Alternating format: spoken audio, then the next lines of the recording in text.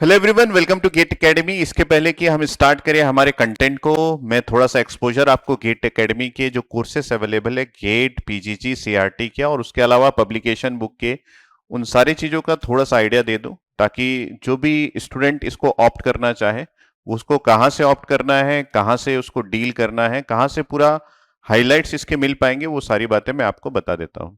तो हमारे पास कोर्स जो अवेलेबल है गेट 23-24 एस्पिरेंट्स के लिए ईसीडब्ल्यू आईएन, जिस पर्टिकुलर ब्रांचेस को मैं डील करता हूं। सबसे पहला है कि हमारे पास लाइव क्लासरूम प्रोग्राम है। लाइव क्लासरूम प्रोग्राम मतलब आप फैकल्टी से घर बैठे मोबाइल के थ्रू लाइव इंटरेक्ट कर सकते हैं, लाइव उनके टीचिंग को एक्सपीरियंस कर सकते हैं। तो ये बहुत ही गजब का कोर्स है। इसमें आपको ऑनलाइन क्लासरूम मिलेगा, ठीक है, और फीलिंग जो है वो ऑफलाइन की ही रहेगी। रिकॉर्डेड लेक्चर्स भी अवेलेबल होंगे। कई लोग ये सोचते हैं कि लाइव मिलेगा तो रिकॉर्डेड मिलेगा कि नहीं मिलेगा, रिकॉर्डेड भी मिलेगा। आप अपने डाउट्स को पूछ सकते हैं। डाउट्स पूछने के लिए ऐप या फिर आप यूज करते हैं चैट बॉक्स का, जो कि लाइव क्लासरूम प्रोग्राम का एक एडवांटेज है कि जब फैकल्टी डील कर रहा है आप चैट बॉक्स में अपने डाउट्स पूछ के फैकल्टी के साथ इंटरेक्ट कर सकते हैं। उसके अलावा फैकल्टी आपको अपने टेलीग्राम का लिंक भी देता है जहां पे आप फैकल्टी के साथ डायरेक्टली डाउट भी पूछ सकते हैं। ऑल रीडिंग कंटेंट जो अवेलेबल रहेंगे वो पीडीएफ के फॉर्म में या प्रिंटेड फॉर्म में अवेलेबल रहेगा, बेस्ड ऑन कि आपने प्रिंटेड फॉर्म के कोर्स को ऑप्ट किया है या फिर पीडीएफ के फॉर्म के कोर्स को ऑप्ट किया है।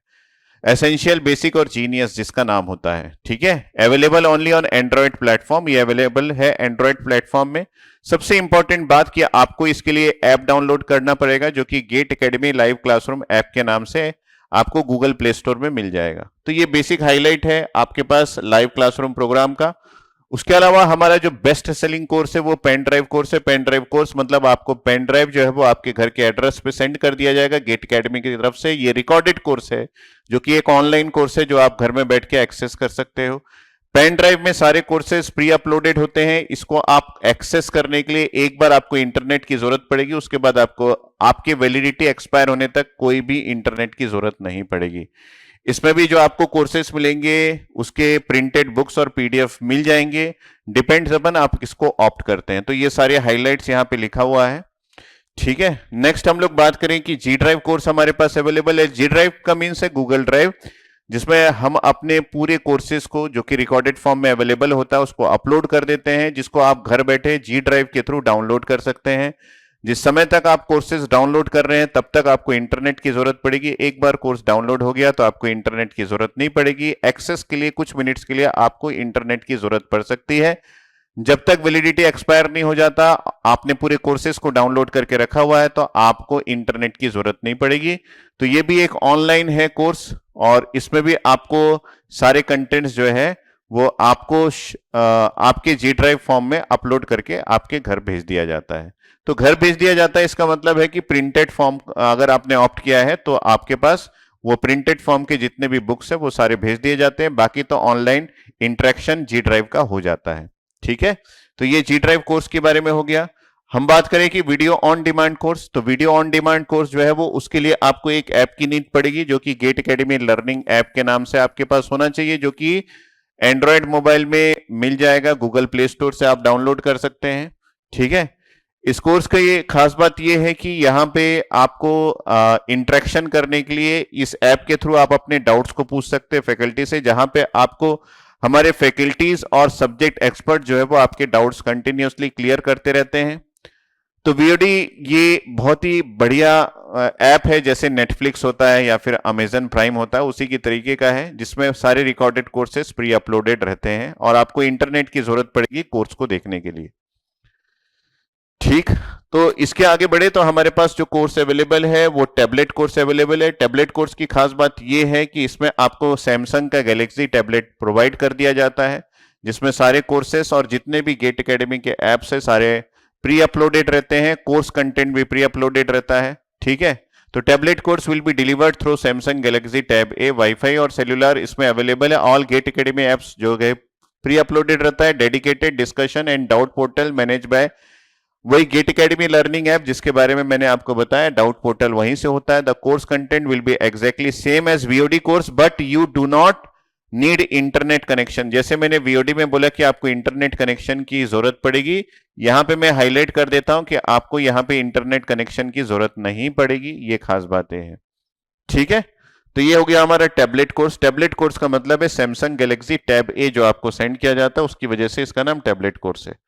ठीक है, और अगर मैं बताऊं कि गेट के जो कोर्सेस है वो बेसिकली 3 फॉर्म में अवेलेबल है, जो आपको www.gateacademy.co.in में मिलेगा। कौन कौन से course? PD, GD, VOD, tablet और लाइव क्लासरूम प्रोग्राम, ये 3 वेराइटीज में अवेलेबल है, बेसिक, एसेंशियल और जीनियस। अगर हम बात करें कि वीडियो लेक्चर सभी में दिया जाएगा, बेसिक ले, एसेंशियल ले, जीनियस ले, वीओडी, टैबलेट कोर्स या फिर आप जीडी ले या फिर पीडी ले या फिर लाइव ले। यहां पे देखिए पीडी, जीडी, वीओडी, टैबलेट या फिर लाइव, तो आप ऑप्ट कर सकते हैं बेसिक, एसेंशियल, जीनियस 3 फॉर्म में। ठीक है, वर्कबुक प्रिंटेड फॉर्म में आपको मिलेंगे सिर्फ एसेंशियल और जीनियस में, वर्कबुक पीडीएफ फॉर्म में तीनों में मिलेगा, प्रीवियस ईयर का सॉल्यूशन बुक्स आपको सिर्फ जीनियस में मिलेगा। बैग जो है वो आपको गेट एकेडमी का बैग मिलेगा आपको एसेंशियल और जीनियस में।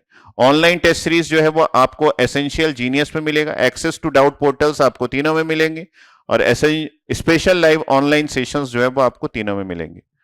तो ये हो गया टोटली गेट के कोर्सेस। बुक्स के बारे में हम डिस्कस करेंगे, लेकिन हमारे कुछ और कोर्सेज भी है जो कि आप यहां पे देख सकते हैं। कैंपस रिक्रूटमेंट ट्रेनिंग हम प्रोवाइड करते हैं, जिसमें टेक्निकल के साथ साथ आपको सॉफ्ट स्किल्स भी सिखाया जाता है। ठीक है, ये हमारे कंप्यूटर साइंस के डिपार्टमेंट के लोग करते हैं, वहां के फैकल्टी एक्सपर्ट करते हैं, जो कि इलेक्ट्रिकल, इलेक्ट्रॉनिक्स और आईएन स्टूडेंट्स भी ऑप्ट कर सकते हैं। क्योंकि कैंपस रिक्रूटमेंट ट्रेनिंग में आपको कोर सब्जेक्ट नहीं पूछा जाता, बेसिकली आपको C programming, data structure, C plus plus, STL, Python, 200 plus coding problems, basic of OS, DBMS, computer network पूछा जाता है। एप्टीट्यूड एंड रीजनिंग जो आपको इन जनरल 100 प्लस आवर्स की क्लासेस मिलेंगी, जो कि मेन रिटर्न एग्जाम्स में पूछा जाता है जब आप गूगल, विप्रो, टीसीएस का एग्जाम्स देंगे, है ना, ऑनलाइन में।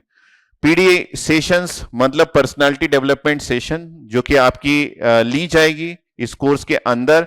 पर्सनालिटी डेवलपमेंट में आपको soft skill, English communications, how to manage etiquettes, ये सारी चीजें आपको बताई जाएगी, और पर्सनल इंटरव्यू गाइडेंस भी आपको प्रोवाइड किया जाएगा। ठीक है, इसके अलावा हमारे पास एक और कोर्स है जो कि पोस्ट गेट गाइडेंस का है, जिसमें आपको गेट क्रैक करने के बाद आपके डिफरेंट स्कोर्स में कौन कौन से इंस्टीट्यूट्स आपको मिल सकते हैं, आईआईटीज, आईआईएससी और पीएसयू में, जिसमें भी आपको ऑप्ट करना है। ऑप्टिमम यूज कैसे करना है अपने गेट स्कोर का, ताकि आपको कुछ ना कुछ ऑप्शंस मिल जाए। इंटरव्यू गाइडेंस जो डिफरेंट पीएसयूज लेते हैं, जिसमें आपको जीडी, जीटी, पीआई ये सभी होता है, ग्रुप डिस्कशन, ग्रुप टास्क और पर्सनल इंटरव्यू, उसके लिए हम गाइडेंस करते हैं। सीवी के लिए हम गाइडेंस करते हैं। Exclusive guidance for admission in IITs, exclusive guidance for recruitment in any PSU across India. Interview guidance, guidance related to CCMT, मतलब एनआईटी में एडमिशन के लिए जैसे सीओएपी आईआईटीज में एडमिशन के लिए, वैसे सीसीएमटी एनआईटी में एडमिशन के लिए। एलुमनाई कनेक्ट मतलब हम आपके उन स्टूडेंट से, हमारे एलुमनाई से इंटरेक्ट करवाएंगे जो ऑलरेडी प्लेस्ड है पीएसयू में या फिर किसी आईआईटी से अपना कोर्स पढ़ाई कर रहे हैं। तो उनसे इंटरेक्ट करने से आपको यह पता चलेगा कि रियलिटी एंड फैक्ट्स क्या है, आईआईटीज की बात करें, एनआईटीज की बात करें या फिर पीएसयू के बारे में बात करें। गाइडेंस रिलेटेड टू आपका सीवी कैसे फॉर्म आपको बनाना है, वो सारी चीजें हम आपको बताते हैं। अब हम आ जाते हैं गेट एकेडमी पब्लिकेशंस में आपको कौन कौन से बुक्स मिल सकते हैं। बहुत ही उम्दा बुक्स है, इंडिया द्वारा मैक्सिमम लोगों द्वारा पसंदीदा ये बुक्स है। तो जितने भी ब्रांचेस है सभी के लिए कॉमन 2 सब्जेक्ट्स होते हैं, मैथमेटिक्स और एप्टीट्यूड, ये दोनों के बुक्स अवेलेबल है। इस बुक्स में पीवाईक्यू पूरा कवर्ड है, किसी क्वेश्चंस को डिफरेंट मेथड से सॉल्व कैसे कर सकते हैं वो प्रोवाइडेड है, और उसके अलावा क्यूआर कोड प्रोवाइडेड है, जिसको स्कैन करके आप यूट्यूब चैनल में ये देख सकते हैं कि उस पर्टिकुलर प्रॉब्लम को कोई फैकल्टी कैसे सॉल्व करता है। ठीक है, तो ये आपके पास अवेलेबल है मैथमेटिक्स और एप्टीट्यूड के। आगे हम बात करें तो यहां पे हमारे पास कॉमन टॉपिक्स जो कि ECEE में होते हैं, टॉपिक का मतलब है सब्जेक्ट, जैसे कंट्रोल सिस्टम, नेटवर्क, डिजिटल, ये सारे सब्जेक्ट्स कॉमन होते हैं। तो उनके लिए अलग अलग बुक फ्रेम किया गया है। तो आपको इन सभी बुक्स में पीवाईक्यू मिल जाएगा, डिफरेंट मेथड ऑफ सॉल्यूशन मिल जाएंगे, और उसके साथ साथ क्यूआर कोड मिल जाएगा। इसके अलावा हम बात करें कोर सब्जेक्ट्स जो कि ईसी के लिए होता है, इलेक्ट्रॉनिक्स डिवाइसेस, कम्युनिकेशन और ईएमटी, उसके लिए अलग बुक है। अगर हम लोग इलेक्ट्रिकल की बात करें तो मशीन पीएसए पावर इलेक्ट्रॉनिक्स के लिए अलग बुक है। हम लोग आईएन के लिए बात करें तो मेजरमेंट हो गया, ट्रांसड्यूसर्स हो गया, उसके लिए ऑप्टो इलेक्ट्रॉनिक डिवाइसेस के लिए अलग से बुक अवेलेबल है। ठीक है, तो ये आपके कोर सब्जेक्ट्स के लिए है। उसके अलावा इलेक्ट्रिकल मशीन के लिए हमारे पास 2 वॉल्यूम अवेलेबल है एक्सक्लूसिव इलेक्ट्रिकल मशीन के लिए। ठीक है, जिसमें आपको टॉपिक्स वाइज इंपॉर्टेंट की पॉइंट्स मिल जाएंगे, थ्योरी मिल जाएगा, क्वेश्चंस पीवाईक्यू मिल जाएंगे, प्रैक्टिस प्रॉब्लम मिल जाएंगे। मतलब ये कंप्लीट आपको इलेक्ट्रिकल मशीन की तैयारी के लिए जो टेक्स्ट की जरूरत है वो सारा कुछ आपको मिल जाएगा इलेक्ट्रिकल ब्रांच के लिए। और अगर हम लोग इलेक्ट्रॉनिक्स ब्रांच की बात करें तो आपको इलेक्ट्रोमैग्नेटिक थ्योरी और कम्युनिकेशन जो इनके कोर सब्जेक्ट्स है उसके लिए बुक मिल जाएंगे, जिसमें आपको प्रैक्टिस प्रॉब्लम, पीवाईक्यू, ईएससी के क्वेश्चंस और जो इंपॉर्टेंट की पॉइंट्स है और थ्योरीज है वो आपको मिल जाएगा। ठीक है, तो चलते हैं हम अपने कंटेंट की ओर जो आज के लेक्चर्स में आपको देखने को मिलेगा। ठीक है, अब हम लोग करंट कंपोनेंट्स इन बीजेटी की बात करते हैं और ये थोड़ा अलग मैटर है और इसको ध्यान से सुनना और समझना। ठीक है, वैसे आपको बीजेटी पूरा क्लियर हो गया है कि एम्पलीफायर क्यों बना, कैसे बना। मैंने बस 10 मिनट लिया और आपको क्लियर करवा दिया। अब मैं जो बोल रहा हूं इस पे क्वेश्चंस आते हैं। ठीक है, अब एक एक बात ध्यान से सुनना और क्लियर करते रहना और समझते भी रहना। ये आपका मेटलर्जिकल जंक्शन का लाइन खींच दिया। ठीक है, अब यहाँ पे हमारे पास एमीटर जंक्शन है जो कि फॉरवर्ड बायस है और कलेक्टर जंक्शन जो है वो रिवर्स बायस है। Emitter junction forward bias, collector junction reverse bias. तो ये आपका फॉरवर्ड बायस, ये रिवर्स बायस क्यों किए हैं वो अभी आपको क्लियर किया हूं। ऐसा मत बोलना कि क्यों किए हैं, अगर ऐसा नहीं करोगे तो एम्पलीफायर नहीं बन पाएगा। कैसे? क्योंकि इस अदर कंडीशंस में मैं आपको वो भी कंडीशंस दिखाऊंगा। अदर कंडीशंस में आपका आउटपुट करंट इनपुट वोल्टेज पे डिपेंड ही नहीं करता। अब मैं इस डिवाइस का थोड़ा टाइप को चेंज करके देखता हूं, क्योंकि अभी उन्होंने एनपीएन में किया था, इसको पीएनपी कर देता हूं, मजा आएगा। अलग अलग टाइप का वैरायटी देखेंगे, मजा आएगा।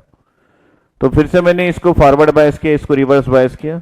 तो मैं कर भी देता हूं ताकि आपको कोई आशंका, कुशंका, लघुशंका ना रहे इससे रिलेटेड। तो मैंने इसको फॉरवर्ड बायस कर भी दिया।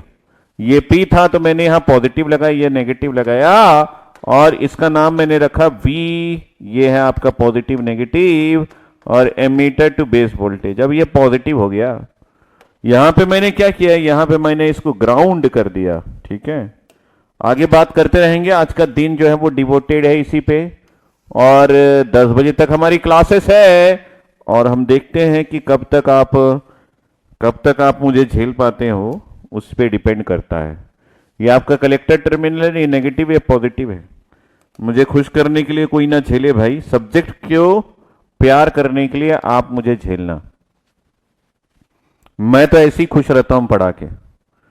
मेरे को ये सब कंसेप्ट बच्चों को बताने और बच्चों की हैरानी वाली चेहरे और भंगिमाओं को देखने में बड़ा मजा आता है, क्योंकि मुझे पता है कि ये किसी को पता ही नहीं तो कैसे बताएगा। ये नेगेटिव है, ये पॉजिटिव है, ये पॉजिटिव है, नेगेटिव है। पी जो है वो नेगेटिव से कनेक्ट हो गया, ये पॉजिटिव से कनेक्ट हो गया। देखिए एन पॉजिटिव, ये रिवर्स बायस हो गया। अब रिवर्स बायस हो गया तो फिर से मैं वही बात चालू करता हूं कि भाई ये तो फॉरवर्ड बायस है, यहां पे डिप्लीशन रीजन का कोई मीनिंग ही नहीं है। लेकिन ये रिवर्स बायस है तो इसका मतलब है डिप्लीशन रीजन का डेप्थ यहां पे ज्यादा होगा और डिप्लीशन रीजन का डेप्थ यहां पे कम होगा। यही बात किसी ने पूछ दिया था और रुला दिया मेरे को आज। I am literally crying inside, अंदर से रो रहा हूं मैं, क्योंकि ये बात मेरे से नहीं पूछना चाहिए था। ठीक है, तो ये है आपके पास नया। अब मेरे पास करंट कंपोनेंट्स को मेरे को यहां पे दिखाना है। कंपोनेंट्स ऑफ करंट मतलब मैग्नीट्यूड ऑफ करंट तो सेम होगा, आपको पता है। किसी भी डिवाइस में अगर आप इस तरीके का बायस करेंगे तो मैग्नीट्यूड ऑफ करंट सेम होगा, बस कंपोनेंट ऑफ करंट जो है वो अलग अलग होगा। पायल सिंह, सर आज क्लास कब तक चलेगी? संडे को कहीं घूमने जाते हैं क्या आप लोग? घूमू जाते हैं क्या? 10 बजे तक क्लास चलेगी। खाना जल्दी खाते हैं क्या? बिरयानी बनाते हैं क्या? कुछ ऐसा करते हैं क्या? अच्छा लगता है, आप लोग ऐसा करोगे तो मुझे भी अच्छा लगेगा। तो 2 कंपोनेंट्स ऑफ करंट होता है। ठीक है, तो ये जो है ये देखिए पी से एन रीजन में होल्स चले जाएंगे तो एक कंपोनेंट ऑफ करंट इस डायरेक्शन में आता है। अगर होल्स इस डायरेक्शन में मूव कर रहे, देखिए ये होल्स इस डायरेक्शन में जाते हैं, तो इसका मतलब है जिस डायरेक्शन में होल्स जाते हैं उसी डायरेक्शन में तो करंट आता है, तो करंट भी इसी डायरेक्शन में आता है। जिस डायरेक्शन में होल्स मूव करते हैं उसी डायरेक्शन में तो करंट आता है।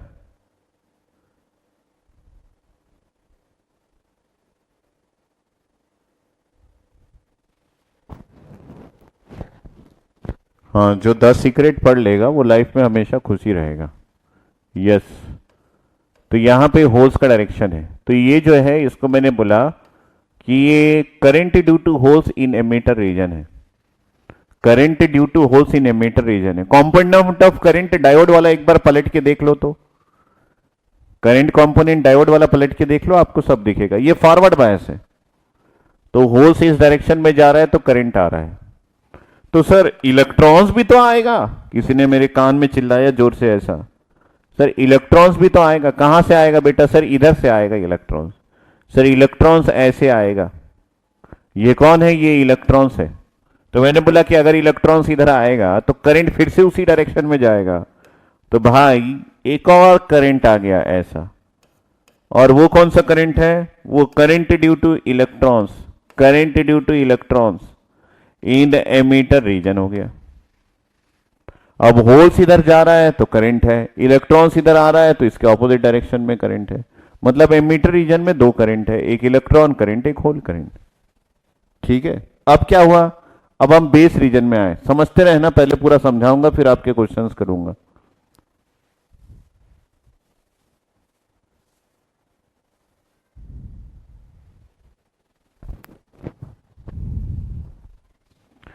ठीक है, शाहरुख खान का बेटा पकड़ाया ड्रग्स केस में। पढ़ाई लिखाई करते नहीं है, फालतू का समय है, खाली दिमाग होता है शैतान का घर। इसलिए लोगों के दिमाग को कैप्चर करके रखना चाहिए। मिडिल क्लास या पुअर क्लास या लोअर मिडिल क्लास, ये तीनों रेंज में होता तो ये ड्रग्स व्रग्स के चक्कर में नहीं बैठता। उसके पास काम ही नहीं है, पापा पैसा कमा के दिए हैं, ना गेट करना है ना बीई करना है, कुछ सोचने की जरूरत ही नहीं है, पैसा ही पैसा है जेब में। जेब में पैसा है तो उसका यूज क्या करेगा? फालतू काम में। दिमाग तो लगाना नहीं है, ना बीजेटी समझना है ना डायोड समझना है, तो दिमाग कहां लगेगा? खाली दिमाग शैतान का घर, बहुत बेकार है। लोगों को पढ़ने के लिए, लोगों को टाइम को प्रॉपरली स्पेंड करने के लिए मोटिवेशन देना चाहिए। ठीक है, अब मैं आगे बढ़ता हूं।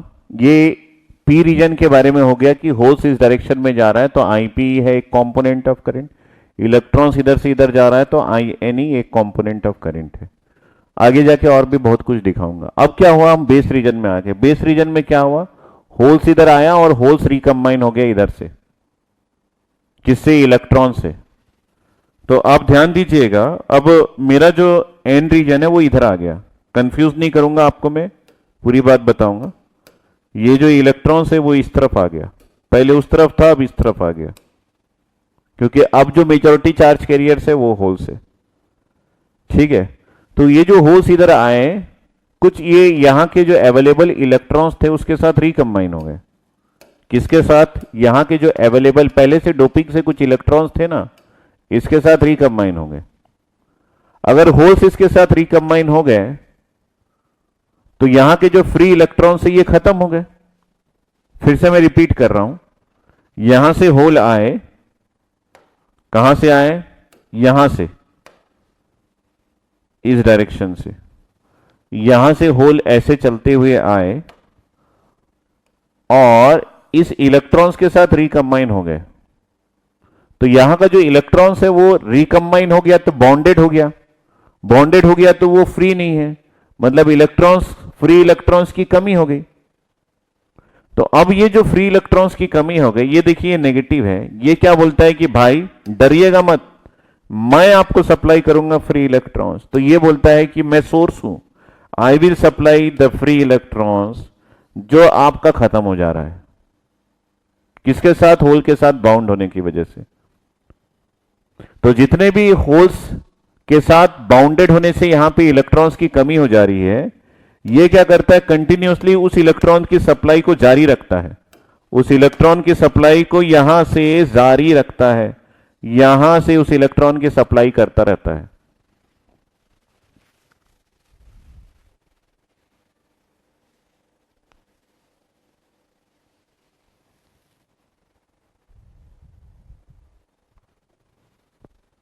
तो इसका मतलब है कि ये जो एंड रीजन में यहां पे जितने इलेक्ट्रॉन्स आपने डोपिंग से बनाए थे, जितने इलेक्ट्रॉन्स आपने डोपिंग से बनाए थे, ऐसा नहीं है कि होल इधर से आ गया उस इलेक्ट्रॉन्स को कवर कर लिया, ऐसा नहीं होता।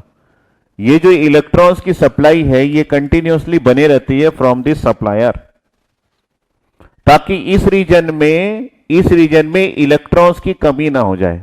एन साइड है ना, डोपिंग से बनता है इलेक्ट्रॉन्स, तो इस रीजन में जो भी इलेक्ट्रॉन्स रिकंबाइन होकर खत्म हो जाते हैं, जैसे ये इलेक्ट्रॉन्स रिकंबाइन हो गया, ये हो गया खत्म, ये इलेक्ट्रॉन्स रिकंबाइन हो गया, 2 खत्म हो गया, ये 3 खत्म हो गया, ये 4 खत्म हो गया, ये 5 खत्म हो गया, ये 6 खत्म हो गया। तो यहां से ये फटाक से 6 इलेक्ट्रॉन्स की सप्लाई जो है वो कर देता है। सप्लायर का यही काम होता है कि अगर यहां पे इलेक्ट्रॉन्स की कमी होगी तो ये एरिया तो न्यूट्रल है, एन टाइप का है मतलब न्यूट्रल है, तो अगर इलेक्ट्रॉन्स खत्म हो जाएगा तो न्यूट्रलिटी खत्म हो जाएगी। तो ये क्या करता है, भाई न्यूट्रलिटी खत्म मत कर, मैं हूं ना, I will supply that much of electrons that we needed. तो ये फिर से 6 इलेक्ट्रॉन्स की सप्लाई कर देता है, 1 2 3 4, फिर से यहां पे हो गया आपका ये 5 और ये 6, इन दोनों को उठा के इधर भेज दो, तो ये सप्लाई कर देता है इलेक्ट्रॉन्स को। तो this is, that's why it is called supplier. अब फिर से ये रीजन जो है वो न्यूट्रल बन जाता है। इसका मतलब है कि इस डायरेक्शन में इलेक्ट्रॉन्स जा रहे हैं। मेरी बात ध्यान से सुनना, बाद में मैं सबके डाउट्स लूंगा। तो यहां पे इस डायरेक्शन में इलेक्ट्रॉन्स जा रहे हैं, किससे जा रहे हैं, ये सप्लाई कर रहा है। और आपने देखा कि यहां पे मैंने एक और कुछ बना के रखा हुआ है, इलेक्ट्रॉन्स इस डायरेक्शन में भी जा रहे हैं। अब जब इलेक्ट्रॉन्स इस डायरेक्शन में जा रहे हैं तो यहां पे तो होल्स ज्यादा है, तो कुछ इलेक्ट्रॉन्स यहां जाके भी रिकंबाइन हो जा रहे हैं। फिर मैं बता रहा हूं कि ये इलेक्ट्रॉन इधर चला गया और यहां होल्स ज्यादा था, ये भी रिकंबाइन हो गया। अगर ये रिकंबाइन हो गया तो ये भी खत्म हो गया, ये गया इलेक्ट्रॉन इधर गया, ये रिकंबाइन हो गया होल्स के साथ, ये भी खत्म हो गया। इसका मतलब है कुछ इलेक्ट्रॉन्स तो यही रिकंबाइन हो जा रहे हैं, कुछ पार होके रिकंबाइन हो रहे हैं। तो इसका मतलब है कि इसको थोड़ा सा और सप्लाई करना पड़ेगा, क्योंकि कुछ इलेक्ट्रॉन्स और यहां पे रिकंबाइन हो जा रहे हैं, तो ये उसकी भी सप्लाई कर देता है, ये उसकी भी सप्लाई कर देता है, ठीक है ना। यहां पे कुछ इलेक्ट्रॉन्स और ये सप्लाई कर दे। तो ये जो सोर्स है ये 2 तरीके के इलेक्ट्रॉन्स को सप्लाई करता है, एक जो अपने ही रीजन में रिकंबाइन हो जा रहे हैं, एक जो दूसरे रीजन में आने के बाद रिकंबाइन हो जा रहे हैं। 2 वैरायटी ऑफ इलेक्ट्रॉन्स की सप्लाई करता है। तो यहां पे मैंने बोला कि यहां पे इस डायरेक्शन में इलेक्ट्रॉन्स और भी जा रहे हैं, इस डायरेक्शन में इलेक्ट्रॉन्स और भी जा रहे हैं। एक इलेक्ट्रॉन्स जो कि रिकंबाइन हो जा रहा है, रिकंबाइन इन बेस रीजन, बेस रीजन में रिकंबाइन हो जा रहे हैं, उस वाले इलेक्ट्रॉन्स को ये सप्लाई कर रहा है। और एक इलेक्ट्रॉन उस वाली की सप्लाई कर रहा है जो इलेक्ट्रॉन्स एमीटर रीजन में चले जा रहे हैं, एमीटर रीजन में मूव हो जा रहे हैं। ये 2 तरीके की इलेक्ट्रॉन्स को सप्लाई करता है और कुल मिला के बेस रीजन में इलेक्ट्रॉन्स की कमी होने नहीं देता, बेस रीजन में इलेक्ट्रॉन्स की कमी होने नहीं देता। तो फिर से जब होल्स इधर से आते हैं तो फिर से वही हरकत चलता है जो शुरू में चल रहा था, और कुल मिला के बेस रीजन में जितने फ्री इलेक्ट्रॉन्स थे उतने फ्री इलेक्ट्रॉन्स को बना के रखने की जिम्मेदारी ये सप्लायर उठाता है। तो अगर इलेक्ट्रॉन्स इस डायरेक्शन में जा रहे हैं तो डेफिनेटली सर बेस का जो करंट है वो इसके ऑपोजिट डायरेक्शन में आ रहा होगा ना, यहां पे ये आपका आईबी करंट है। मेरी बात समझ रहे हैं, बेस रीजन में जो करंट है वो इस डायरेक्शन में आ रहा होगा क्योंकि इलेक्ट्रॉन्स के ऑपोजिट डायरेक्शन में बेस करंट। तो चाहे हम इस इलेक्ट्रॉन की बात करें चाहे इस इलेक्ट्रॉन की बात करें, दोनों इलेक्ट्रॉन्स रिकंबाइन हो जा रहे हैं, दोनों इलेक्ट्रॉन्स रिकंबाइन हो जा रहे हैं। तो बेस रीजन में जो करंट होता है उसका नाम है रिकॉम्बिनेशन करंट। बेस रीजन का जो करंट है वो रिकॉम्बिनेशन करंट है, और वो किसकी वजह से, इस इलेक्ट्रॉन्स की सप्लाई की वजह से वो मेंटेन्ड है। मेरी बात को समझ रहे होंगे आप लोग।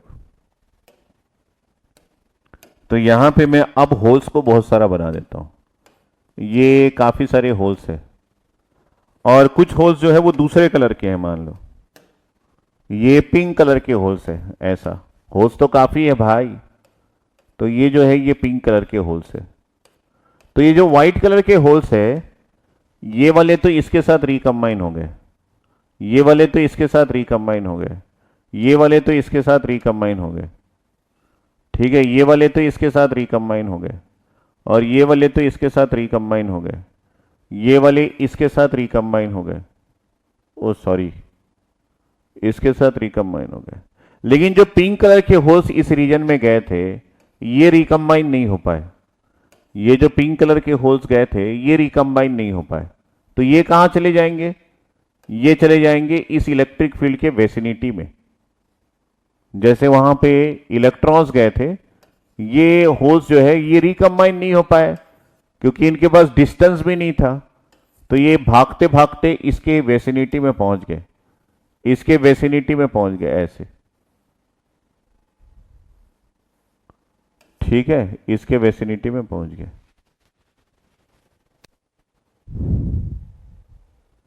तो मैं यहां पे बोल रहा हूं मेरे को ये सब यहां पे नहीं दिखाना है, मेरे को ये सब यहां पे नहीं दिखाना है, ये बात हम लोग कर चुके हैं। मेरे को यहां क्या दिखाना है, करंट कंपोनेंट। तो मैंने इन सब को हटा दिया, जो बात मैं कर रहा था उसको मैंने हटा दिया, और आपको शायद सारी चीजें मैं समझा चुका हूं।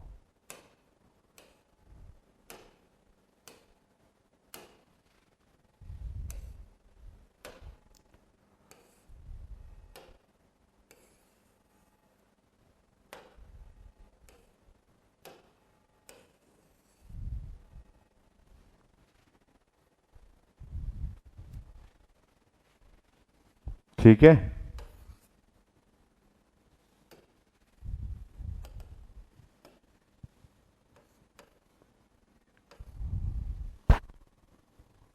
तो अब जो ये जो ब्लू कलर के हैं ये इधर कुछ रिकंबाइन हो गए, आपको ये पता है, और कुछ जो है वो इधर पहुंच जाएंगे।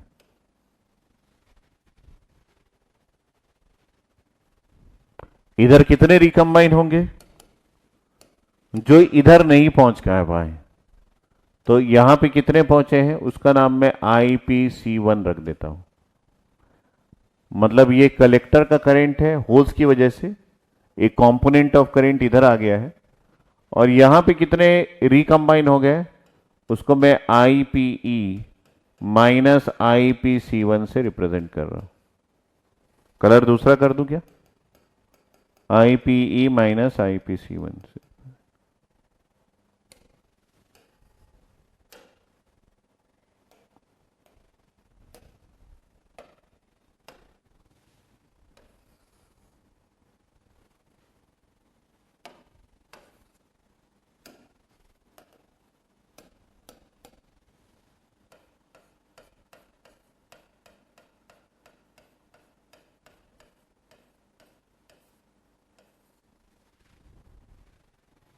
सो जो इधर से इधर पहुंच गए वो IPC1 है, और जो इन दोनों का सब्सट्रैक्शन है वो इधर रिकंबाइन हो गए। तो मान लीजिए हम लोगों ने यहाँ पे 100 होल्स थे जिसको इधर भेजा था, और यहाँ पे 10 होल्स जो है वो रिकंबाइन हो गए, तो यहाँ पे कितने पहुंचे 90। इसका मतलब है आप अगर 100 माइनस 90 करेंगे तो आपको ये पता है कि यहाँ पे 10 ही आएगा। तो ये सारा कंसेप्ट मैंने आपको बता दिया।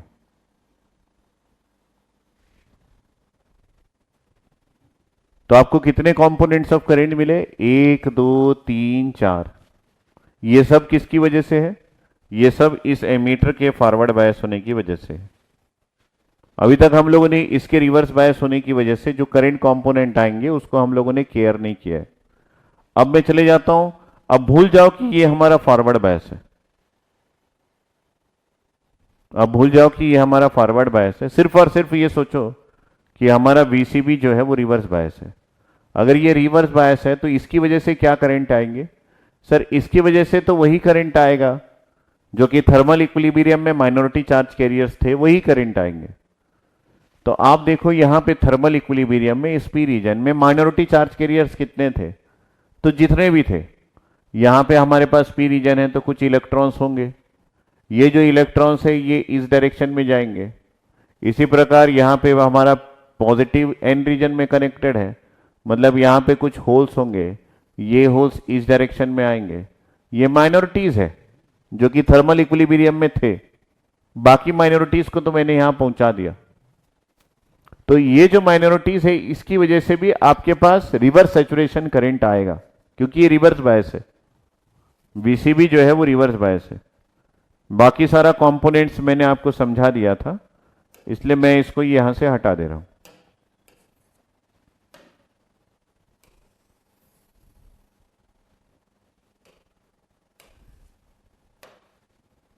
ठीक है, तो आपको एक और बात क्लियर हो गई कि इलेक्ट्रॉन्स इस डायरेक्शन में जाएंगे और होल्स इस डायरेक्शन में जाएंगे।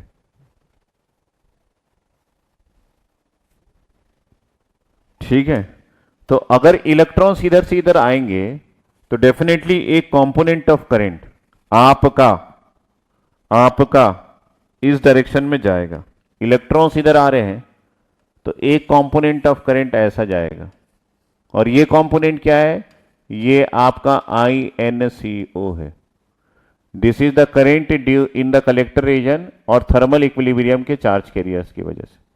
और होल्स, क्योंकि ये एन रीजन है तो होल्स इस डायरेक्शन में जाएंगे, माइनॉरिटी है ना, तो होल्स की वजह से भी आपको एक करंट कंपोनेंट मिलेगा।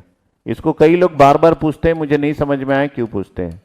ये एक और करंट आया, इलेक्ट्रॉन्स इधर आया तो करंट का डायरेक्शन उधर, और होल्स इधर गया तो करंट का डायरेक्शन उधर। दो कंपोनेंट ऑफ करंट आएंगे, और इन दोनों को ऐड करके मैं यहां पे IC0 लिख रहा हूं।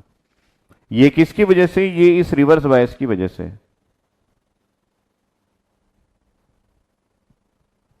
रिवर्स बायस की वजह से रिवर्स सैचुरेशन करंट आएगा। तो ये आपके दो कंपोनेंट्स ऑफ करंट है। तो अगर आप यहां पे ये बात करें, क्योंकि ये नेगेटिव है तो यहां पे करंट का डायरेक्शन ऐसा रहेगा। मैंने आपको ये भी बताया कि यहां पे करंट का डायरेक्शन ऐसा रहेगा, और ये आपका पॉजिटिव है तो यहां पे करंट का डायरेक्शन ऐसा रहेगा। तो ये एमीटर टर्मिनल है तो एमीटर करंट, ये बेस करंट और एक कलेक्टर करंट। तो अगर आप ध्यान से देखेंगे कलेक्टर करंट किस किस का एडिशन है, तो ये IC0 एक कंपोनेंट ऑफ करंट इधर से आ रहा है और एक IPC1 इधर से आ रहा है। ये दोनों का एडिशन जो है वो आपका टोटल करंट रहेगा कलेक्टर टर्मिनल में।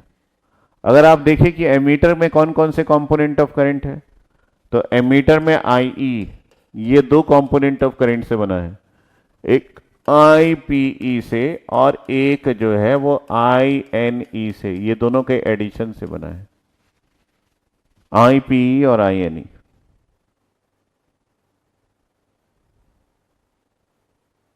और सिर्फ आप रिवर्स सैचुरेशन करंट की बात करेंगे जो यहां पे आपको आ रहा है, तो अगर आप IC0 की बात करेंगे तो ये है आपके पास INCO प्लस IPCO। ये सिर्फ और सिर्फ रिवर्स सैचुरेशन करंट है, इसकी वजह से।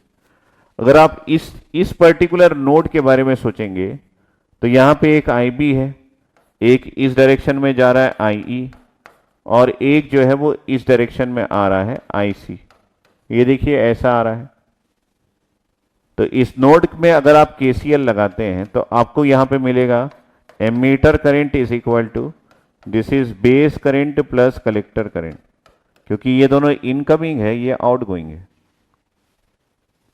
तो ओवरऑल आपके पास अगर बात करूं तो ये आपका पहला इक्वेशन है करंट का, ये आपका दूसरा है, यहां पे आपके पास तीसरा मिला, और ये आपका चौथा मिला। ये चारों कंपोनेंट ऑफ करंट जो है वो इंपॉर्टेंट है, जो कि करंट कंपोनेंट्स इन बीजेटी के टॉपिक के अंदर आता है। डॉक्टर राय बोल रहे हैं कि आज आपने मेरा बरसों का डाउट विजुअली क्लियर करवा दिया। वंदे मातरम, जय हिंद, जय भारत।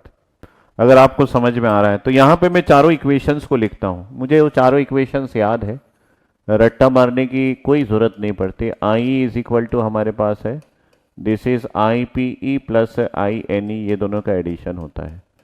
ठीक है, सेकेंड जो है वो आपका होता है I C is equal to, ये होता है आपके पास I P C one plus I C naught, ये होता है।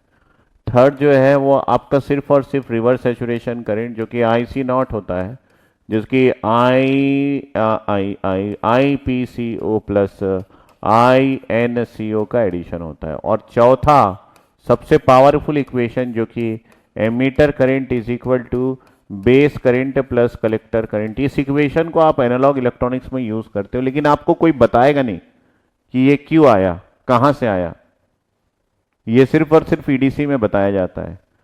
तो जो इलेक्ट्रॉनिक्स के स्टूडेंट्स होते हैं ना, उनका एनालॉग इलेक्ट्रॉनिक्स अलग लेवल पे क्लियर होता है, लेकिन जो इलेक्ट्रिकल के बच्चे ये सोचते हैं कि उनको एनालॉग इलेक्ट्रॉनिक्स अच्छा आता है, तो वो उनकी गलत फहमी है। क्या है सर? गलत फैमिली नहीं, गलत फहमी है उनकी। वो गलत सोचते हैं। अगर कोई इलेक्ट्रिकल स्टूडेंट्स जो कि ईडीसी नहीं पढ़ा है और वो सोच रहा है कि उसको गजब का एनालॉग इलेक्ट्रॉनिक्स आता है, तो वो झूठ बोलता है, उसको नहीं आता है। क्योंकि थोड़ा सा हम ईडीसी के डेप्थ में उसको कुछ पूछ देंगे तो वो नहीं बता पाएगा।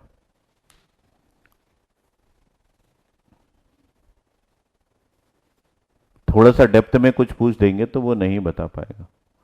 तो ये चार कंपोनेंट्स ऑफ करंट है जो कि बड़ा इंपॉर्टेंट है। अब आप इसमें ये दो जो दोनों कंपोनेंट है इसको हमेशा याद रखना। कौन सा?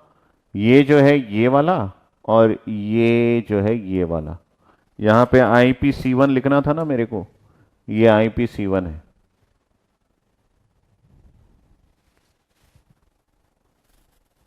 तो I is equal to I P plus I N E. ये दोनों कंपोनेंट्स, मैं ध्यान से एक बात बोल रहा हूं जो आपको कोई भी नहीं बताएगा, इसलिए ध्यान देना कि ये जो कंपोनेंट ऑफ करंट है, हालांकि सभी कंपोनेंट ऑफ करंट यहां पे बोला जाए तो ये सभी कंपोनेंट ऑफ करंट किसी भी कॉन्फ़िगरेशन में एप्लीकेबल है, कोई नहीं बताएगा ये। It is can be applied, can be applied to any configuration, किसी भी कॉन्फ़िगरेशन में अप्लाइड है। अब ये कॉन्फ़िगरेशन नया वर्ड कहां से आया? ये कॉन्फ़िगरेशन किसी भी कॉन्फ़िगरेशन में अप्लाइड है। मतलब क्या कि अगर आप कॉमन एमीटर की बात करें तो उसमें भी अप्लाइड है, कॉमन बेस की बात करें और कॉमन कलेक्टर की बात करें, ये सभी कंपोनेंट उसमें एप्लीकेबल है।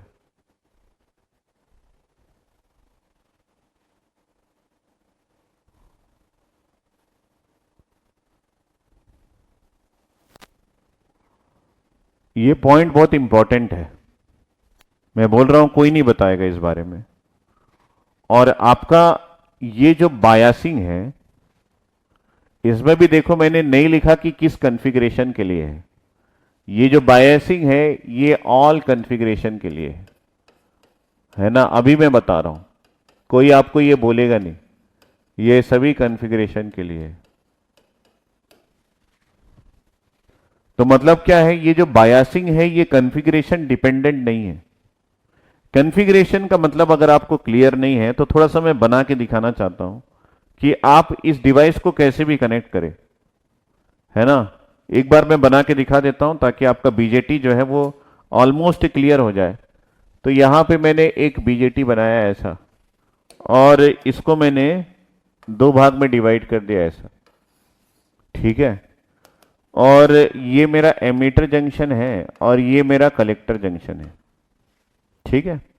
और मैंने यहां से एक टर्मिनल एक्सटेंड किया, और ये जो टर्मिनल है इसको मैं बेस के रेस्पेक्ट में बायस किया, बेस टर्मिनल ग्राउंड किया, और यहां पे मैंने कुछ पोटेंशियल लगाया। वो मान लीजिए मैंने यहां पे लगाया कि ये आपका VEB है, ठीक है। और यहां पे मैंने एक और पोटेंशियल लगाया, ऐसा करके ऐसा करके ऐसा, और इसको मैंने बोला कि ये आपका VCB है, जैसा भी लगाया।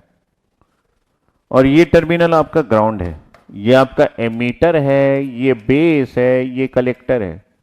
अगर ऐसा कोई कॉन्फ़िगरेशन है तो इसके रेस्पेक्ट में जो आपका डायग्राम बीजेटी का बनता है सर्किट वाला, ये तो ब्लॉक है, वो कुछ ऐसा बनता है, ऐसा करके ऐसा। ये ग्राउंड है और ये आपके इनपुट पोर्ट्स है और ये आपके आउटपुट पोर्ट्स है। और यहाँ पे क्योंकि पीएनपी मैंने बनाया, मान लो, है ना, पीएनपी बनाए या एनपीएन बनाए इस पे डिपेंड नहीं करता। ये पीएनपी मैंने बनाया तो ये एरो इस तरफ आ गया, ये हो गया पी, ये हो गया एन और ये हो गया पी। ये देखिए, और ये जो है ये भी कॉमन बेस है और ये भी कॉमन बेस है, क्योंकि बेस जो है वो कॉमन है इनपुट और आउटपुट में। ये देखिए बेस टर्मिनल है, ये इनपुट में भी है और ये आउटपुट में भी है। ये आपका इनपुट पोर्ट है और ये आपका आउटपुट पोर्ट है। सभी को क्लियर है ना? यस। अगर मैं कॉन्फ़िगरेशन को बदलता हूं, अगर मैं कॉन्फ़िगरेशन को बदलता हूं तो क्या बनेगा? Common ammeter. कॉमन बेस और कॉमन एमीटर में अंतर क्या है, अगर आप ध्यान से देखना चाहें तो आपको मैं दिखाता हूं एक्चुअल में स्टोरी। कॉमन बेस और कॉमन में यही अंतर है। इसको मैं हटा रहा हूं।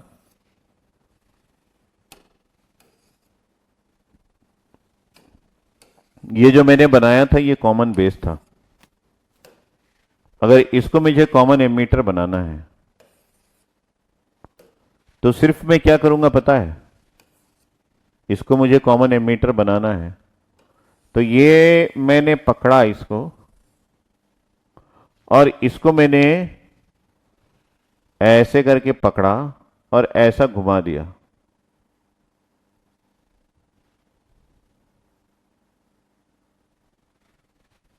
ठीक है, अब क्या हो गया? अब आपका बेस टर्मिनल इधर आ गया इनपुट साइड पे, एमीटर जो है वो ग्राउंड हो गया और कलेक्टर जो है वो आउटपुट में आ गया। मेरी बात समझ पा रहे हैं? अब ये जो एमीटर टर्मिनल है ये कॉमन हो गया, ये इनपुट साइड भी है। ये देखिए इन दोनों में ये जो है ये इनपुट साइड भी है और ये जो है ये आउटपुट साइड भी है। मेरी बात ध्यान से सुनना, ये सिर्फ रोटेट हो गया है। ये देखिए ये एमीटर है, ये बेस है, ये कलेक्टर है, ये इनपुट साइड भी है, ये आउटपुट साइड भी है। कौन? एमीटर। तो एमीटर कॉमन हो गया, बेस इनपुट में आ गया, कलेक्टर आउटपुट में आ गया। तो इसके अकॉर्डिंग अगर आप बनाएंगे सर्किट डायग्राम, पहली बार पढ़ रहे हैं तो थोड़ा सा आपको वक्त लग सकता है, लेकिन जैसे जैसे आप आगे बढ़ेंगे ये ऐसा बन जाता है। ये कॉमन एमीटर है जिसमें एमीटर टर्मिनल ग्राउंडेड है। ठीक है, तो ये सिर्फ और सिर्फ इसको रोटेट करने से आ जाता है।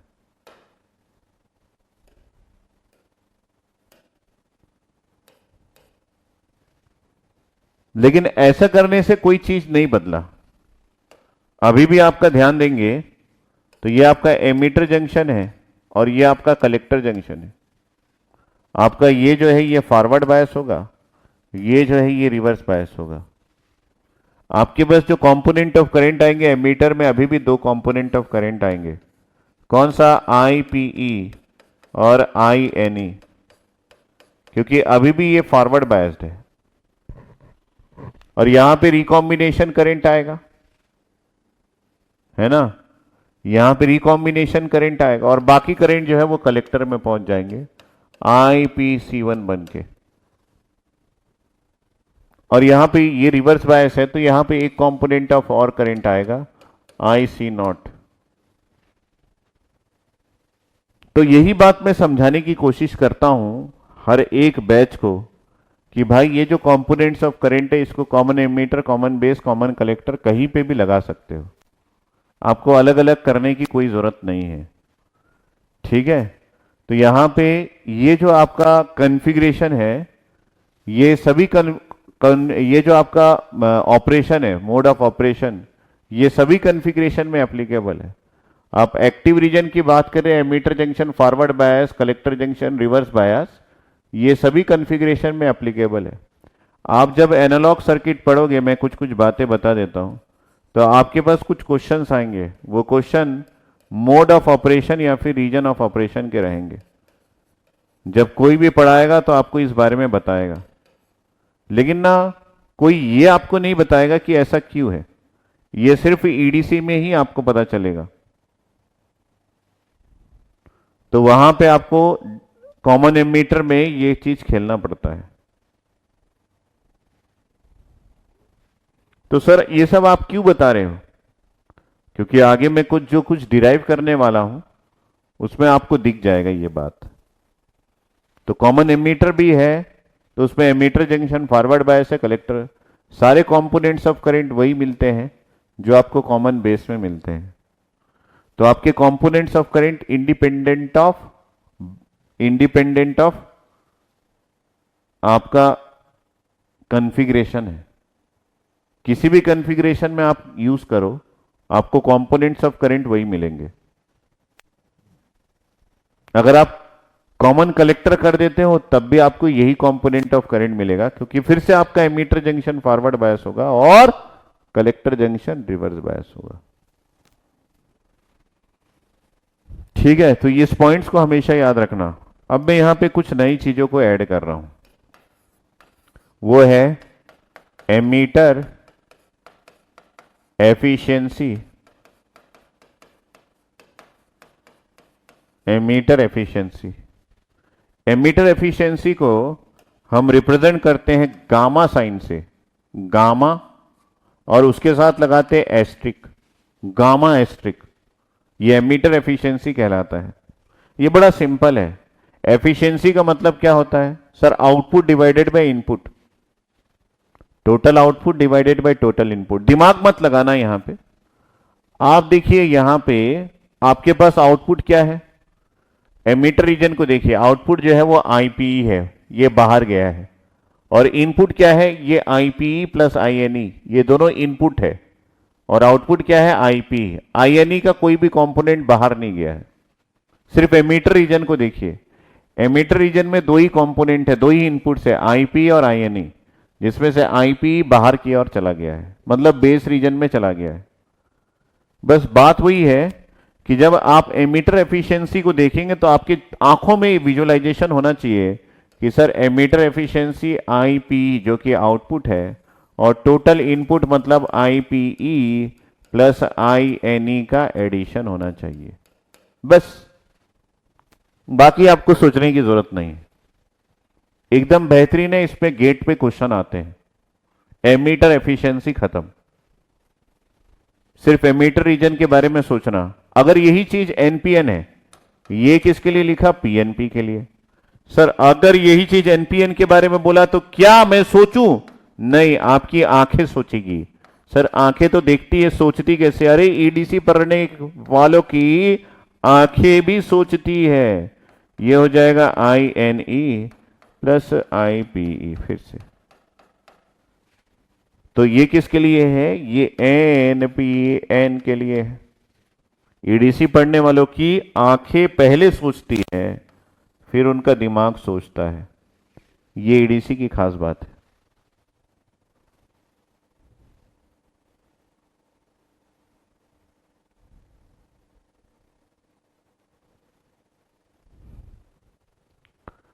तो ये हो गया आपका 5वां पॉइंट।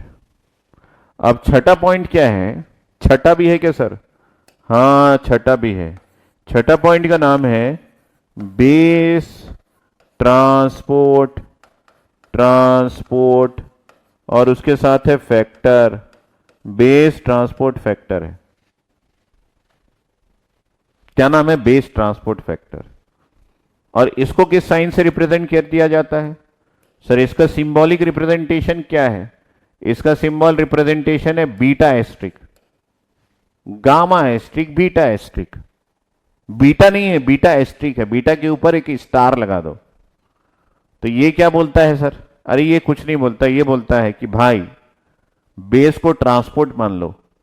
ये बोलता है कि बेस में कितना आया और बेस से कितना गया। क्या मतलब सर? देखिए बेस से कितना गया वो है आईपीसी1, और बेस में कितना आया वो है आईपी। तो बेस ट्रांसपोर्ट फैक्टर इन दोनों का रेशियो है। बेस से कितना गया और बेस में कितना आया, यह है बेस।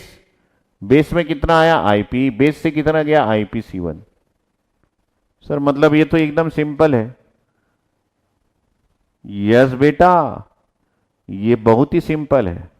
तो यहां पे सिर्फ आपको यही लिखना है, बेस से कितना गया और बेस में कितना आया, ये दोनों का रेशियो है। आईपी-C1 और आईपी का रेशियो है। क्लियर है क्या? आईपी-C1 और आईपी। तो ये किसके लिए है? ये पीएनपी के लिए है। अगर सर एनपीएन के लिए, टाइप के बारे में बता रहा हूं, तो ये पीएनपी और एनपीएन टाइप है ना। अगर यही बीटा एस्ट्रिक जो है वो आपके एनपीएन का रहेगा तो आई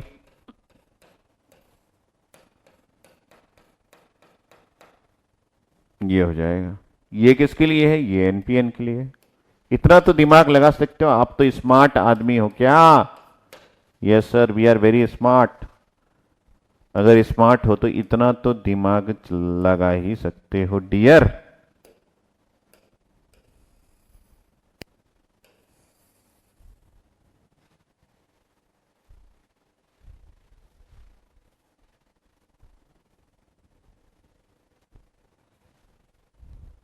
रिपीट नहीं, देखो पहले, देखो देखो। रिपीट 10 बार भी कराओगे तो नहीं समझ में आएगा। कुछ लोग बोल रहे हैं रिपीट कर दो, भाई रिपीट करने की जरूरत नहीं है, देखो, विजुलाइज करो। मैं बोला आंखें बोलती है। आंखें कैसे बोलेगी सर? आंखें देखती है, देखो। Base transport factor, base sorry emitter efficiency है ना। एमीटर एफिशिएंसी, एफिशिएंसी क्या होता है पहले तो ये आपको एक इंजीनियर हो तो पता होना चाहिए। एफिशिएंसी होती है output divided by total input, ये एफिशिएंसी होती है। ये इंजीनियर को इतना पता होता है, अगर नहीं पता है तो फिर भाई कुछ नहीं कर सकता पूरा जमाना, धरती पे आपका कुछ नहीं हो सकता।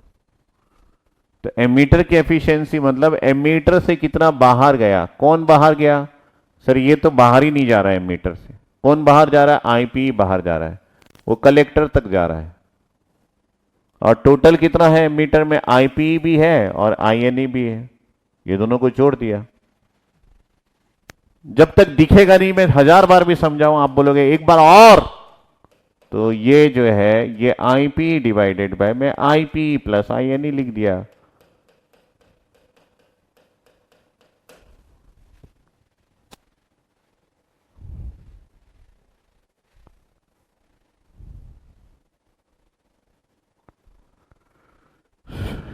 ये कमेंट मेरे को बेहतरीन लगा। हरदेश प्रताप सिंह ने बोला कि 2 पेज 200 पेज के बराबर है sir. I love you Hardesh.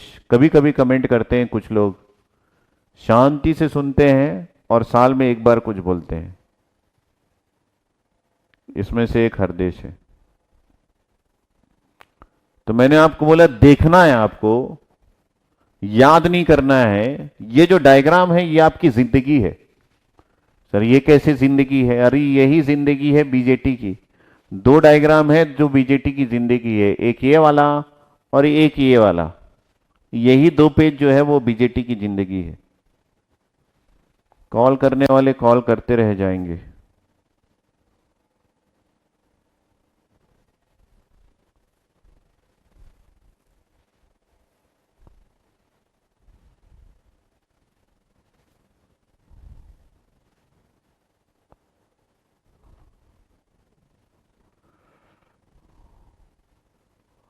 Base transport factor में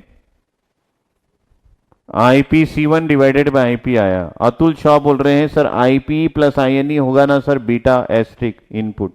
देखो अतुल, मैं फिर से बोल रहा हूं, देखने आना चाहिए। देखिए बेस में यहां पे ये खत्म हो गया एरो, ये आया क्या इधर? अतुल देखो, देखो भाई देखो, देखने आना चाहिए। ये देखिए आया कौन बेस में? ये आया। ये आया क्या? नहीं सर, ये यहां पे एंड हो गया, आपने इसको आगे नहीं भेजा। ये आया ना बेस में और ये गया बेस से बाहर। ना ये आईएनई आया ना बाहर गया, ये तो यही बेस के टर्मिनल में ही खत्म जिंदगी। सर ये एरो तो बनाए हो, एरो को यहीं खत्म कर दियो। ये भी बताऊंगा क्यों खत्म हो गया है। वैसे जो होशियार है उसको तो पता होगा। विजुलाइज करो अतुल, देखो बेस में कौन आया सर, बेस में आईपी आया, आयन ही आया क्या नहीं आया सर? ये तो एमीटर रीजन में ही खत्म हो गया।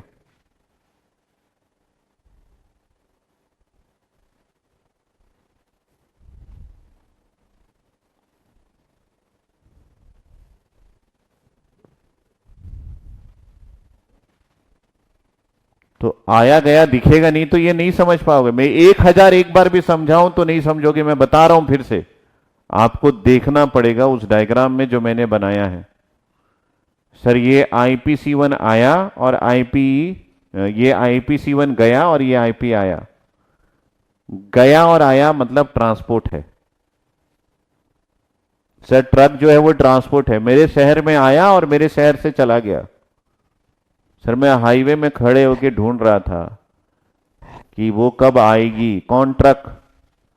तो सर वो आया और वो चला गया। मैंने बोला कि भाई वो ट्रांसपोर्ट का ट्रक है। तो ये आया और ये गया। ये नहीं दिखेगा तो नहीं समझ में आएगा। 1000 एक बार भी बोलूंगा तो नहीं आएगा। मैं सच बता रहा हूं, कसम से बता रहा हूं।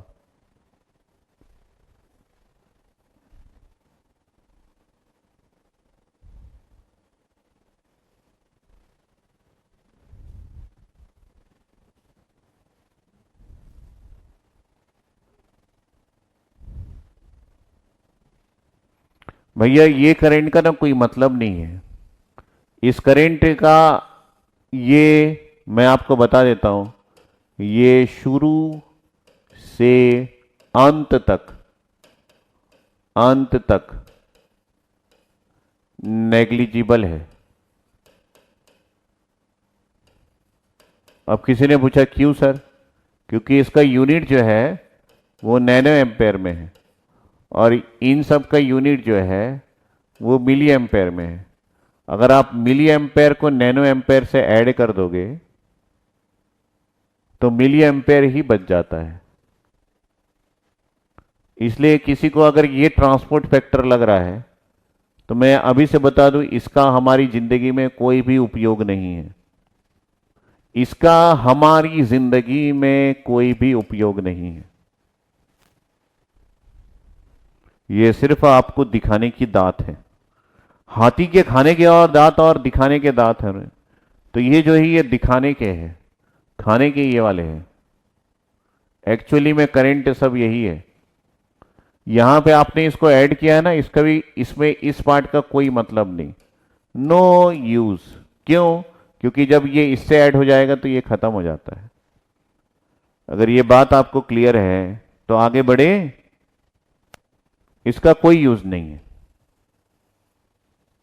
हाँ, अगर आप इसको हटा दोगे वीईबी को, तब जाके इस रिवर्स सैचुरेशन करंट का यूज है। क्योंकि वीईबी के हटने से ये करंट हट जाएगा। मेरी बात समझो यार। 10 मिनट और ले लो, अगर बात को समझ गए तो आपकी जिंदगी तर जाएगी। नहीं तो बात नहीं समझे तो जिंदगी भर बीजेटी के लिए रोते रहोगे। दुनिया में कोई आपको बीजेटी नहीं समझाएगा।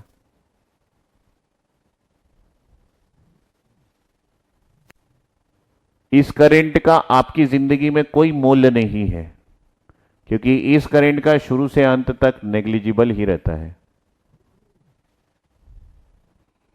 लाइफ में जो कुछ कर नहीं पाता उसको दुनिया नहीं पहचानती ना, वैसे ही ये बेचारा कुछ नहीं कर पाया।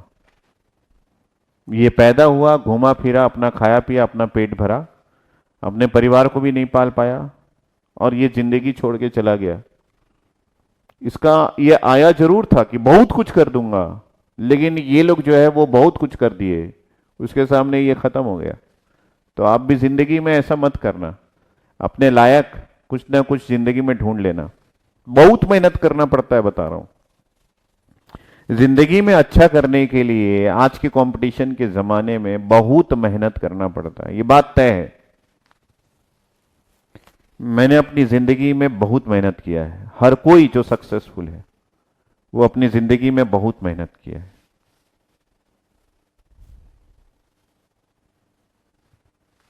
ये शुरू से अंत तक नेग्लिजिबल रहेगा। इसको हम लोग कभी यूज नहीं करेंगे। ठीक है, आगे बढ़े। तो यहां पे हमारे पास दो चीजें मैंने आपको बता दी। गामा एस्ट्रिक और बीटा एस्ट्रिक। ठीक है, अब इन दोनों को मल्टीप्लाई कर देते हैं। एक स्लाइड और ऐड किया और मैंने बोला कि एक नया नोटेशन यूज करता हूं। कौन सा पॉइंट है? छठा पॉइंट, सातवां पॉइंट कर लो। सातवां पॉइंट, एक न्यू नोटेशन जिसका नाम है अल्फा। अल्फा जो है वो बीटा एस्ट्रिक और गामा एस्ट्रिक का मल्टीप्लिकेशन है।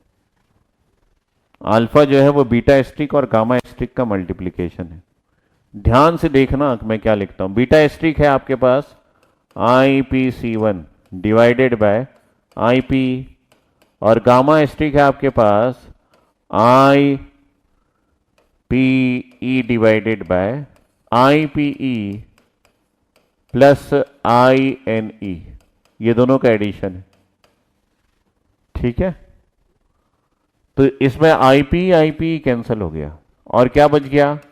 IPC1 divided by IPE plus INE।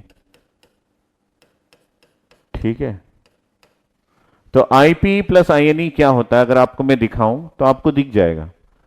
IPE plus INE यहां पे लिखा हुआ है फर्स्ट इक्वेशन में, ये I के बराबर होता है। ठीक है, तो ये हो गया आपका IPC1 डिवाइडेड बाय IE, और ये किसकी वैल्यू है? ये अल्फा है, एक नया नोटेशन।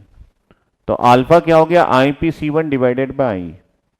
इससे मेरे को ये पता चल गया कि भैया क्या हो गया भैया, ये जो IPC1 है ये actually alpha times emitter current है। अच्छा, अगर ये मुझे पता चल गया, ये कहां से लाया? ये मैं फ्रॉम फर्स्ट इक्वेशन से लाया, फ्रॉम फर्स्ट इक्वेशन जो आपने पिछली पेज में लिखा था। और इससे मैं एक कंक्लूजन में पहुंचा, ये वाला। अगर मैं इस कंक्लूजन में पहुंचा तो देखो दूसरा एक और इक्वेशन है, दूसरा equation IC is equal to IPC1 plus IC0 है। तो मैं यहां पे लिख दिया from second equation, from second equation, from equation number 2, equation number 2। आप देखिए इक्वेशन नंबर 2 क्या है? यह है IC is equal to IPC1 plus IC0। इसको हम क्या लिखेंगे? IPC1 हो गया alpha times emitter current plus IC0 is equal to IC। इसका मतलब है ये क्या बोल रहा है, आपका जो IPC1 है एक्चुअली वो एमीटर का फ्रैक्शनल करंट है। IPC1 जो वो एमीटर का ही एक पार्ट है, एमीटर का ही एक पार्ट है। तो वैसे भी हम लोग IC0 को तो मानते ही नहीं है, उसकी जिंदगी तो खत्म है, वो कुछ नहीं कर पाया। तो हम लोग क्या मानते हैं? अल्फा क्या हो गया? ये IE डिवाइडेड बाय IC है। ये कई लोग जानते होंगे, लेकिन ये नहीं जानते होंगे कि ये आया कहां से। ये कॉमन बेस का एम्पलीफिकेशन फैक्टर है, क्योंकि ये आउटपुट करंट है, ये आउटपुट करंट है और ये आपका इनपुट करंट है। टू पोर्ट नेटवर्क है ना, ये आपका इनपुट करंट है, ये आपका इनपुट करंट है। IC0 को हम अगर नेग्लिजिबल माने, क्योंकि इसका यूनिट बड़ा कम होता है। तो कॉमन बेस को आप जानते होंगे, उसका एम्पलीफिकेशन फैक्टर अल्फा होता है। अल्फा जो है वो आउटपुट डिवाइडेड बाय इनपुट होता है। ओ सॉरी, मैंने यहां पे उल्टा रेशियो लिख दिया। ध्यान हटी, दुर्घटना घटी। ये IC डिवाइडेड बाय I है।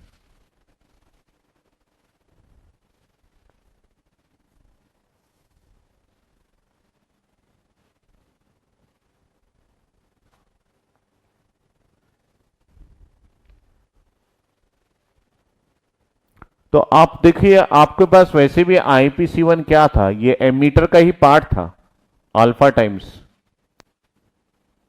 आपको मैंने एक एग्जांपल लिया था ना कि आपके पास एमीटर में मान लीजिए 100 इलेक्ट्रॉन्स है, तो ये 100 जो है वो आपका एमीटर करंट बनाता है। और बेस में मान लीजिए 10 लोग रिकम्बाइन हो गए, तो कलेक्टर में कितना पहुंचा? कलेक्टर में 90 पहुंचा। तो आपका अल्फा कितना आ जाएगा? अल्फा आ जाएगा sir 90 divided by 100, that is equal to 0.9। तो अल्फा जो है वो फ्रैक्शन है, ये एग्जाम्पल लिया मैंने, एग्जाम्पल। अल्फा जो है वो फ्रैक्शनल वैल्यू ऑफ करंट है जो एमीटर से निकला था और कलेक्टर में पहुंचा, और कुछ पार्ट उसका बेस ने खा लिया। तो कितने हैं? 100 निकले थे, 90 पहुंचे, बेस में 10 रिकंबाइन हो गए, तो कितना आ गया? 0.9।